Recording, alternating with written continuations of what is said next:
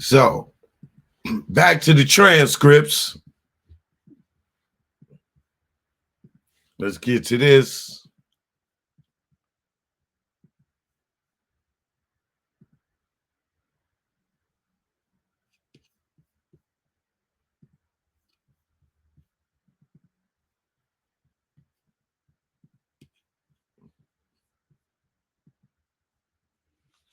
So good morning. I'm Dr. Lisa Gavin, Lisagavin.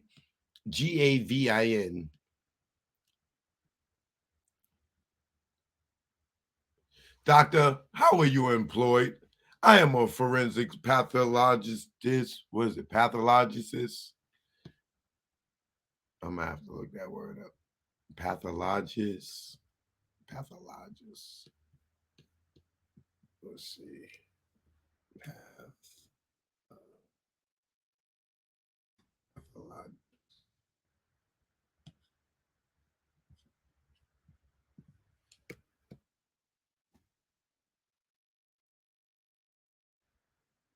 Pathologist.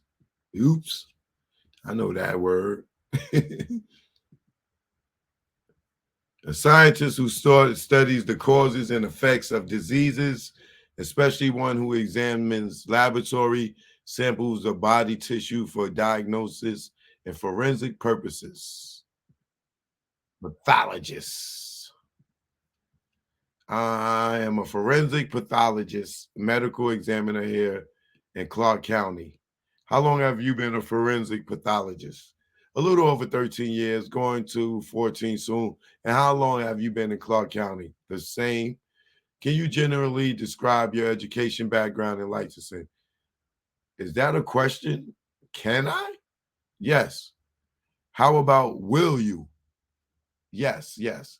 I went to medical school at the University of Connecticut School of Medicine. I did a pathology, pathi,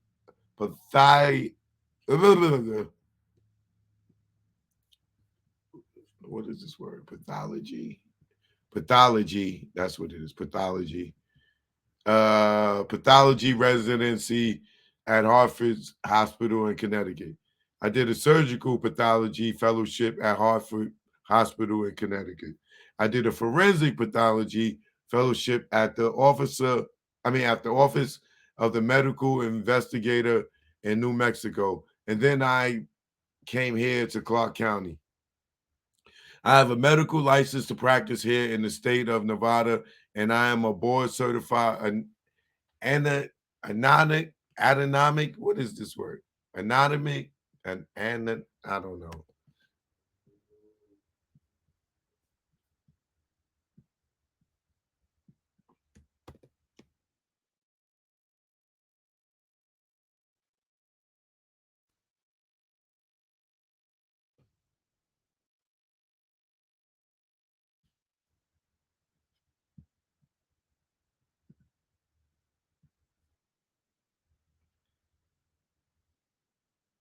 Anatomic. What the hell does anatomic mean? Anatomic. Anatomic definition.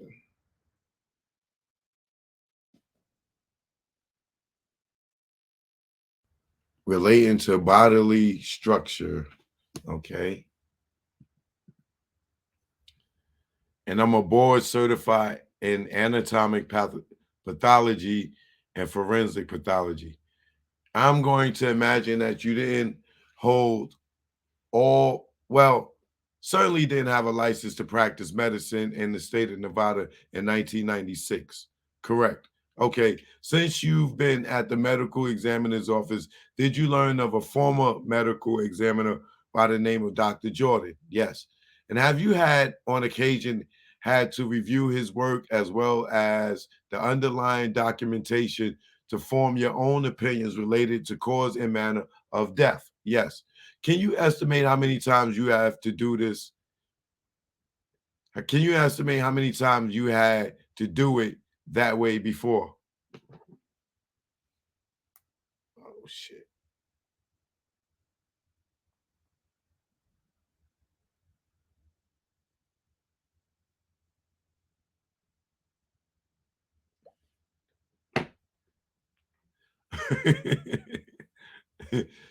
Don's crazy. Can you estimate how many times you have to do? You have. I'm sorry, I got a text that made me laugh. Uh, can you estimate how many times you had to do it that way before? Probably it would estimate to 2 dozen or so. Okay, so I'm going to direct your attention to an autopsy which was conducted on an individual that was identified as Tupac Shakur, aka Lizane Crooks. Were you asked to review certain documentation of photography in order to form your own opinion as to the cause and manner of the death of Mr. Shakur? Yes. Okay, let's talk about what you had. Did you have report? Did you have a report from an investigator that had responded to the hospital when Mr. Shakur died? Yes. And did you also have an autopsy report that was dictated by Dr. Robert Jordan? Yes. Now, back in 1996, did the medical examiner's office document their autopsies with photographs in the same way that they do today? No. What did the officer what did the office of the medical examiner really have for documentation of photography? They did a combination either Polaroids or they actually had film in the cameras at the time. Based upon that, did I supply you well, basically a link to the Las Vegas Metropolitan Police Department's crime scene analyst photographs from the autopsy? Yes. And did you have an opportunity to review all of those? Yes. After reviewing all of those, were you able to form an opinion as to cause and manner of death? Yes. So I'm going to go through a few of these exhibits that somebody else already laid the foundation for. This is the grand jury exhibit number 9. Is this one of the photographs that you were able to look at during the course of your forming your opinion? Yes. And essentially, this was an overall photograph of Mr. Shakur on September 13th, 1996. Correct. Did you learn during the course of your review of this that he had actually been shot or injured 7 days before? Yes. And that he had a medical intervention, and there's evidence in this photograph of substantial medical intervention. Yes. So let's move on to during the course of your review. I want to start with the top down. Essentially, there was some pretty obvious medical intervention, but was there a gunshot wound to the chest? Yes. And can you see generally where that gunshot wound is identified here in photograph number 10? Yes. Can you actually, can you actually, I have a little toy for you. There's a pointer. Can you point out for us generally the area where the entrance wound was? Yes. It's here on the right lateral aspect of the chest near the axilla. I believe that's the word. Okay. And did you learn the path of that particular wound? Yes. And where did it go? That wound entered the chest cavity, damaged the right lung, and then ended up just in the anterior aspect of the chest beneath the sternal notch. The sternal notch is right where you can feel the top of your chest and the midline, kind of where your clavicle and your collarbones come together, and that's your sternal notch. And so underneath that is where the projectile, and so underneath that is where the projectile was recovered. This one was recovered during the autopsy procedure. Okay, so and so the other items we see here, the large stitching, the stitching down the stomach, as well as the stitching over here. All that appears to be medical intervention, correct? I mean, medical intervention, correct. Let's move on to grand jury exhibit number 11. There's several ones for the hands. So I'm just going to go top down. There appears to be 2 injuries on the buttocks flank area of Mr. Shakur, correct? Yes. Let's talk about the lower one. Based on your review, what did that appear to you to be? This is an abrasion area, and this does not penetrate into the body. There's no evidence of that within the photographs or within the autopsy report. So this is something struck that area and caused a scrape into the skin that you can see here. Do you have an opinion as to what that is? It could be, it could possibly be a fragment of a projectile or projectile itself. It could also possibly be uh, be an intermediary object. I think that's the word. Intermediary. Intermediary. Let me check that.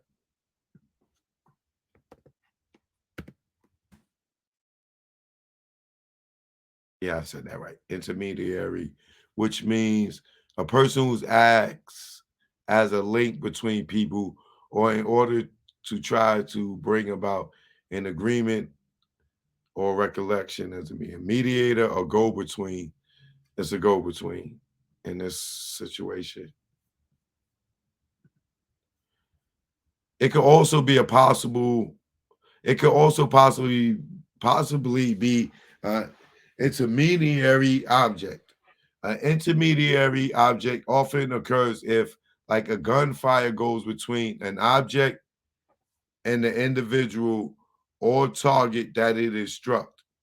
So, for example, if the gunfire occurs through an automobile, there may be fragments of an automobile that end up hitting into the individual after the bullet or projectile has hit the car. So it's possible that you're either dealing with a fragment from any kind of object that's between the muzzle and the individual, or whether or not it's actual, or whether or not it's actually the projectile itself that hits the body but doesn't penetrate into the body.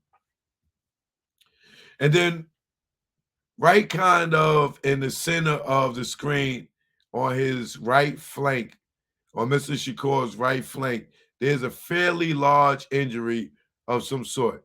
Do you did you form an opinion as to what that is? That is his right thigh. Right thigh? Yeah. You said flank, and this is his right thigh. So on the lateral aspect of his right thigh is an entrance gunshot wound. Can you tell me the path of that wound? Yes. This gunshot wound then perforates into the thigh and then goes upwards into the abdominal cavity. Injures several injures several of the small intestines and then comes to the rest in the interior abdominal wall. This projectile is removed during the surgery and is documented as being removed from the surgery. So this one was removed during the surgery. The one that was at the sternal notch was still present at the time of the autopsy. Correct. And then, well, you can see a little bit here. I'm going to move on to grand jury exhibit number 12. And on his right hand, did there appear to be an injury? Yes. And did you form an opinion as to what that was? Yes. He has a through and through gunshot wound of his kind of a third or fourth finger, depending on whether you count the thumb as the first. And this is a through and through gunshot wound in his in this finger. So it appears that Mr. Shakur had two penetrating gunshot wounds and one perforating gunshot wound. Correct. Damn, Pac got hit up fucking a lot of times, man. Correct. And based upon your review of the records of the Clark County's coroner's office, as well as the photographs in this, did you form an opinion as to the cause of the death of Mr. Shakur?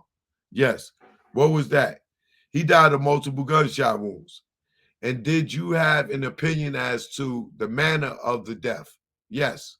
And what was that? Homicide.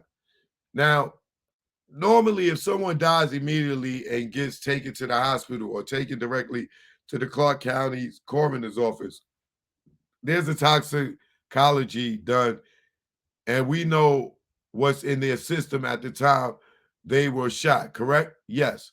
There was a toxicology done on Mr. Shakur, correct? Yes. But that would have been taken 7 days after he had actually gotten shot. Yes. The blood was tested. Was that, yes, the blood that was tested was that taken at was taken at an autopsy. So this is after hospitalization.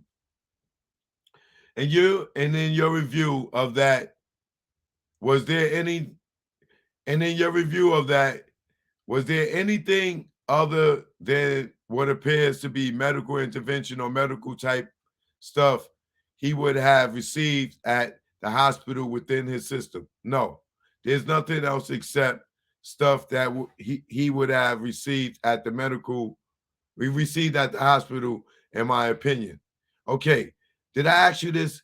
Do you have an opinion as the manner of the death of Mr. Shakur? Yes. And what was that? Homicide. Thank you.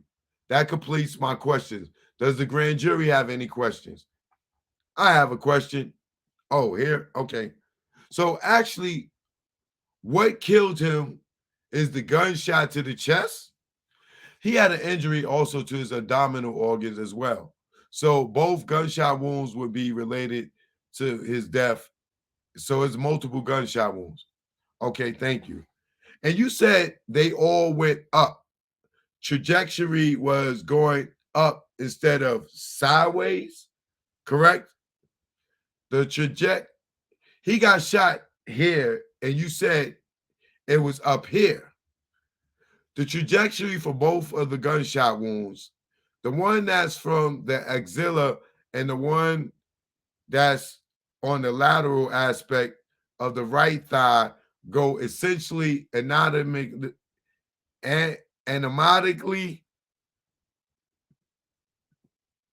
Is that the word? Anatomically? Let's see.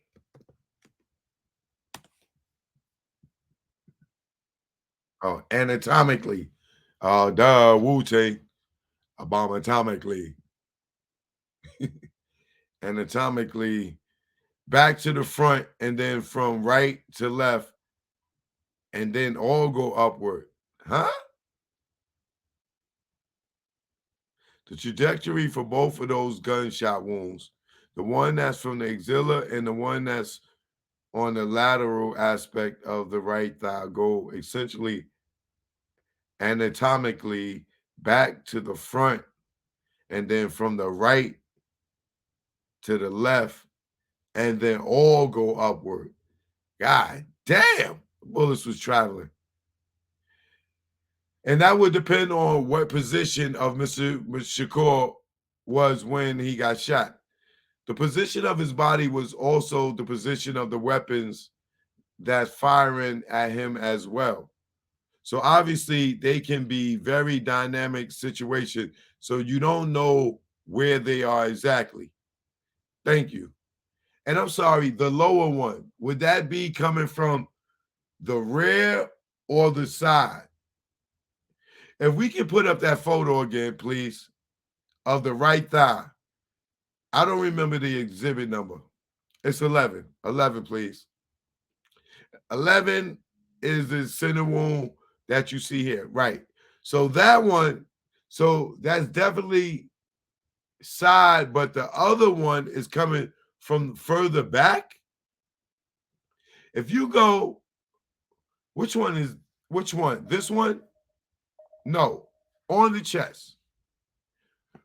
which I think is your second exhibit. I don't remember the one of that one, the number of that one. This one, yes. So in this, okay, so just slightly back from then, because you also see in this one the right lateral aspect of the right thigh in this one, and you can see that there's almost a line with each of the which each other on the body for where the one near the axilla is relative to the one that's on the thigh. So in terms of the body anatomical location, that's why I just was trying to, that's what I was just trying to get is, yeah, where they are relative to each other is kind of almost pretty straight in line with each other, and they both have similar trajectory through the body. Okay, thank you. On this one, it's kind of entered here, like under the arm, sort of here. Yes. Okay. That's the one. Okay, that one that's underneath the scar or the stitching. That one, what caused that? Is that all related? Those three things, are they all three related? No, they're not. So you can see the staples that are going underneath the right nipple. Right. And then just below that is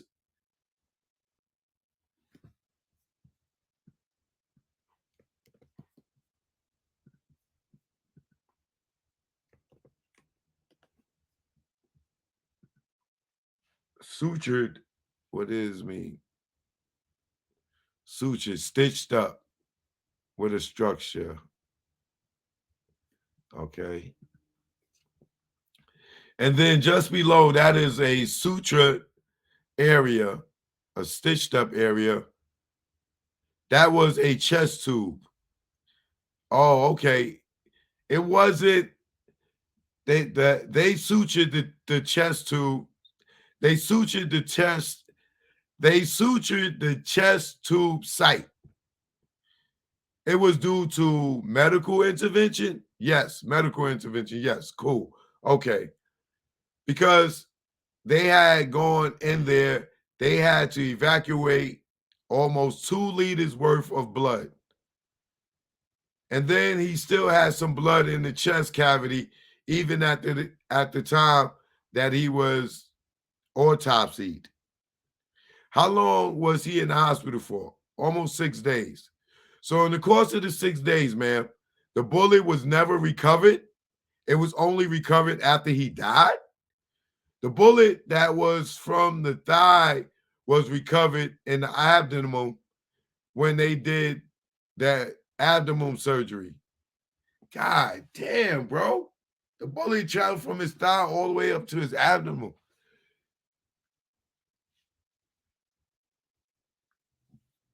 Pac definitely was trying to jump in the back seat or move it for that bullet to be traveling that much. And the bullet that was in the sternus notch, they didn't recover because that bullet, I believe, my impression would be that they're trying to keep him stabilized. And they had taken his lung out. The right lung had been removed because it was injured. And then they had tied everything off and they tried to stabilize him so they didn't go digging, if you will, to retrieve the projectile. Okay, thank you. Any more questions?